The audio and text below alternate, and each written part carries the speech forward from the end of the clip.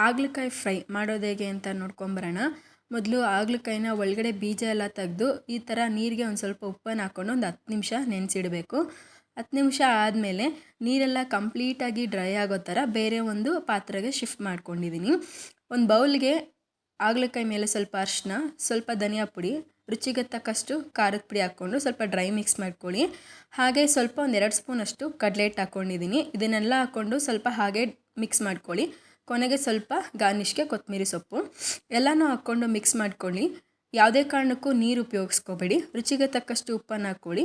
ಈಗ ಶಾಲು ಫ್ರೈ ಮಾಡ್ಕೊಳ್ಳಿ. ಬಾಣಲೆಗೆ ಸ್ವಲ್ಪ ಎಣ್ಣೆ ಹಾಕ್ಕೊಂಡು ಶಾಲು ಫ್ರೈ ಮಾಡ್ಕೊಳ್ಳಿ. 1 ಮಿನಿಟ್ ಒಂದು ಸೈಡ್ ಬೆಂದಮೇಲೆ ಫ್ರೈ ಆದಮೇಲೆ ತಿರುಗಿಸ್ಕೊಂಡು ಇನ್ನೊಂದು ಕಡೆ ಕಂಪ್ಲೀಟಾಗಿ ಫ್ರೈ ಮಾಡಿಕೊಂಡ್ರೆ ಹಾಗಲಕಾಯಿ ಫ್ರೈ ತುಂಬಾ ರುಚಿಯಾಗಿರುತ್ತೆ. ಯಾವುದೇ ರೀತಿಯಾದ ಕಹಿ ಇರೋದಿಲ್ಲ. ತಿನ್ನಲಿಕ್ಕೆ ತುಂಬ ಚೆನ್ನಾಗಿರುತ್ತೆ.